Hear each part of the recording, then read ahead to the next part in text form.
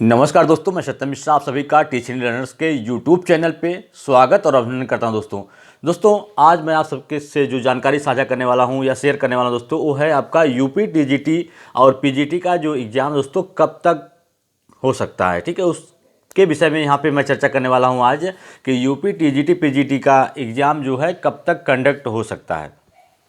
दोस्तों मैं आपको बता दूँ कि यूपी टीजीटी पीजीटी के लिए दोस्तों पिछले साल में उसके लिए फॉर्म भरवाया गया था और ये था कि अगस्त में ही सारी प्रक्रिया पूरी कर ली गई थी और ये था पूरा उम्मीद था कि आपका जो एग्ज़ाम है दोस्तों वो नवंबर या अक्टूबर या नवंबर तक होने की पूरी संभावना थी। लेकिन हुआ ये कि उस समय भी जो आपके सदस्य थे दोस्तों, जो सदस्य मतलब कर सकते हैं कि जो टीम यूपी टीजीटी पीजीटी का एग्ज़ाम करवाती दोस्तों, उसमें 10 सदस्य होते हैं, एक अध्यक्ष महोदय होते हैं।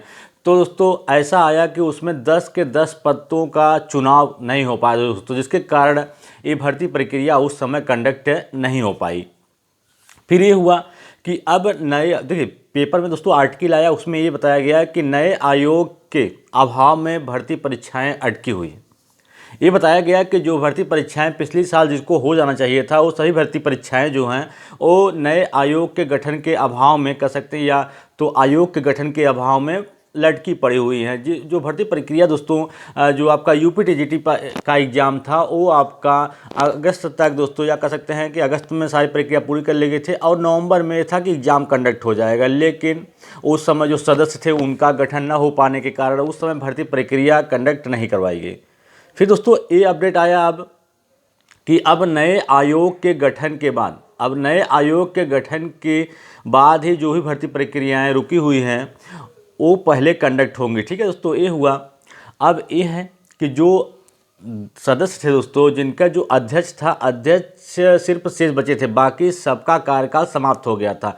और जो अध्यक्ष महोदय हैं उनका भी कार्यकाल जो है 8 अप्रैल तक समाप्त हो जाएगा। 8 अप्रैल 2023 तक उनका भी कार्यकाल समाप्त हो जाएगा। अगर उसके पहले, अगर उनके कार्यकाल के पहले बाई चांस या कह सकते हैं कि कोई चमत्कार हो जाए या कुछ हो जाए कि उनके कार्यकाल समाप्त होने के पहले ही जो सदस्यों के जो टीम है दोस्तों, अगर वो गठित हो जाती है, ठीक है, अगर वो गठित हो जाती है तो आपका जो एग्ज़ाम है वो 60 दिन के बाद ही एग्ज़ाम कंडक्ट करवाना होता है।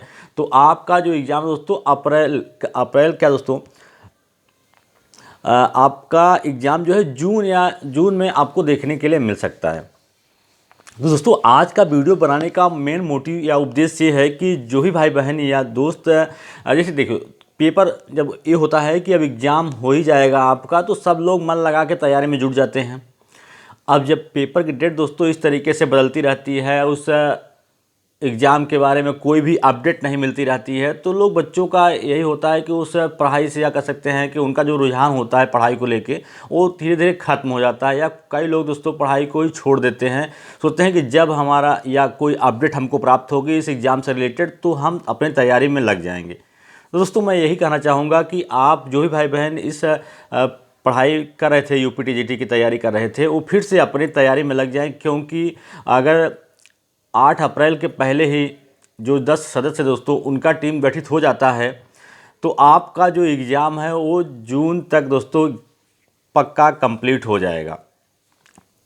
जून में आपका एग्ज़ाम दोस्तों करा लिया जाएगा। ठीक है, तो मैं यही कहूँगा कि अभी से आप अपनी तैयारी में फिर से लग जाइए, क्योंकि तैयारी करने के बाद दोस्तों रिवीजन के लिए भी थोड़ा समय चाहिए होता है। तो ढेर सारी दोस्तों प्रोसेसिंग होती है, रिवीजन होता है, मॉक टेस्ट लगाते हैं। तो इस कारण से मैं कह रहा हूँ कि आपका दोस्तों जून तक एग्ज़ाम होने की संभावना है। ठीक है, उसी जून को मान के आप फिर से अपनी तैयारी में लग जाइए और दोस्तों एक बार फिर से जी तोड़ मेहनत करिए ताकि आपको सफलता मिले।